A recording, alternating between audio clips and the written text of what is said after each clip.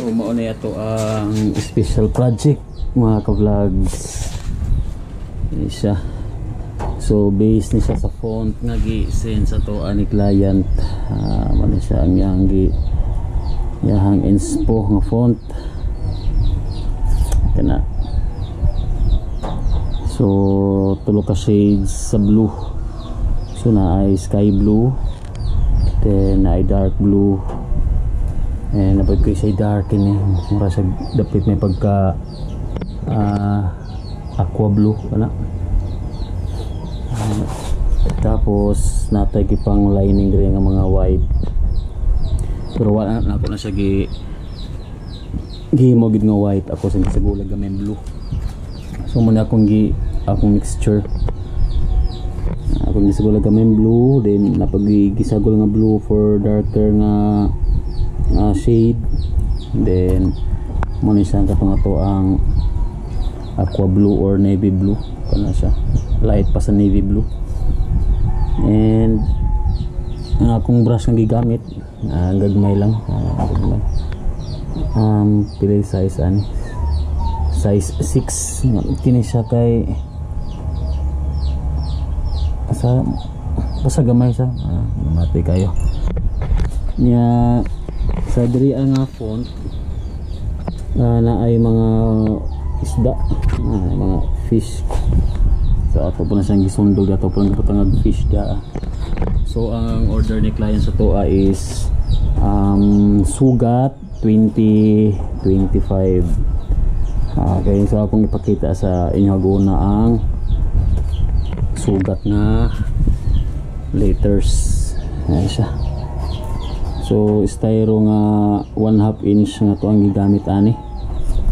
So may gani kay ang stacker nga styro sa tong supplier kay gahi dili same last time nga grabe ka crispy. Yan na lang nato tipakaron mo ma-fold pa gani kita niyo mga ka-vlogs. Sa last time ato lang inaan ni gamay wa na magkuan na maguba na. So mo na siya letter S. So naatay gihimo ang mga shades or mga shadow.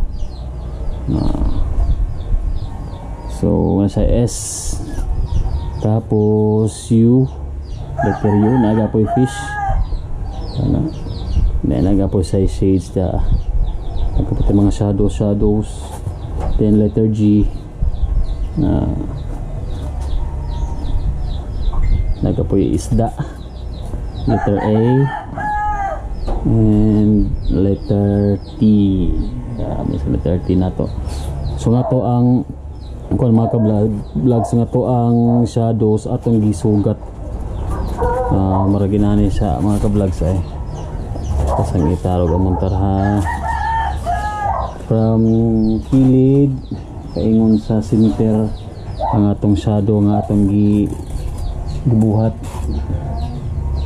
And shout out ko no, naka duha ta katasa nga kape.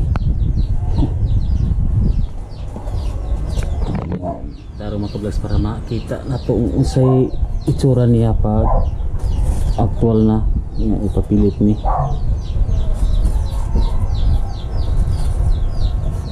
Okay, tala. So kung manotice nyo ang shadows mga ka-vlogs, di ka nga rin pasod ang yan kuan. So muna siya ito ang muna yung actual nga labas no, sugat natas ang picturean kay pang proof na to. 1.6 ta na sukwa oning baso ka atasa ka makita. Okay, das picture na to.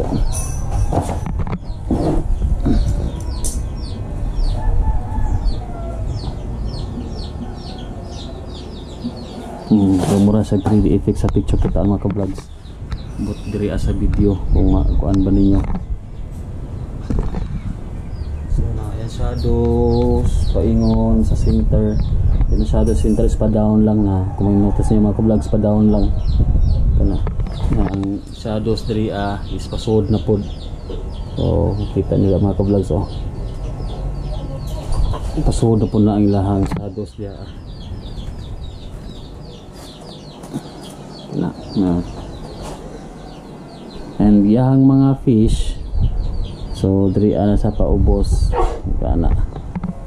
Okay, so napa na siya yung next nga word, which is ang 2025. So ato pong pakita mga ka-vlogs ang 2025 ato sa isang ihipos. So nag-start ko ani mga ka-vlogs is 10 AM and karon 4 PM na. So nahuman gid nato. Ang wala lang nato gid na apas pagbuhat is ang katong mga starfish. Sinaaman ni sa kauban nga starfish mga ka-vlogs. Kini nga to ang project karon. Nya kay 4 PM man ang target nato nga kana na ang oras pag submit, so di na gid mada. Pero katong kuan mga ka-vlogs, katong mga starfish kuan na lang to siya. Accessories ba? Dugang-dugang na lang to siya sa view. Mani siya ang 2025 nato nga letters or numbers kana. So kung kita sa video mga ka-vlogs, nagapon sa maragapon sa 3D effect na. So same gapon ang kanana ang bali ni ang shadows is pasulod gapon atong mga shadows. Mga ka-vlogs, so kung manotice niyo ang atong mga shadows diri pasulod na siya na. So sa 2 pasulod, sa 0 pasulod, then sa 2 pasulod, then pasulod. So closer look sa mga isda dia natin mga isda dia mura sa 3D effect kung sa picture kitaon. Then mag take ko tag photo 2025. Okay, so 6 hours na akong gitrabaho mga ka-vlogs. Sugat 2025 and short man tas styro, so naana say pagitan dia duha ako nang tapos, pero sa layo din na sa makita. Okay, so muna itong project karon. Rush ni siya nga project mga ka-vlogs. Actually supposedly kining kining nga project bahato na ako ni 1 day gini sa allowance na ko ani, pero karon ato na sang gihimo 6 days. 6 days 6 hours lang ni nato sang gitira.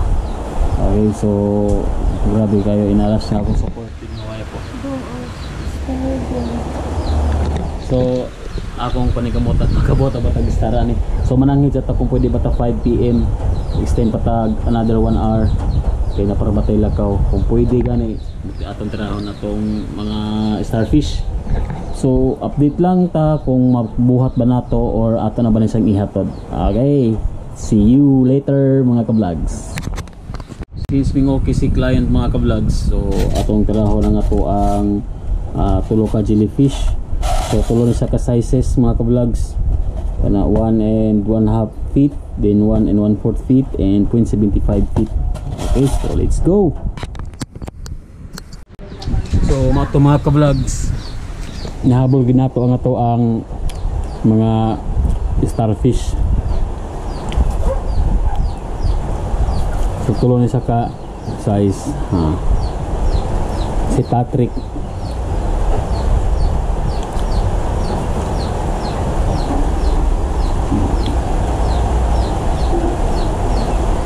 Wala na ito ibatang shadow mga ka-vlogs para mo pop lang siya. Nasa tulo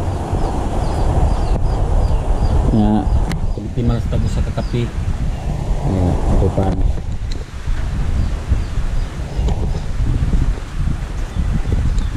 So ito mga ka-vlogs, thank you for watching my video. So mag-update sa itong mga content. Pag natin mga little cut atong i-upload sa itong channel. Pag-usago lang ito sa itong channel. Natin mga motovlog, travels, about sa manok, about sa family, about sa event, about sa POV, basta dakan-dakan mga ka-vlog. So kung wala kay time, nga ganahan ka malipas oras, so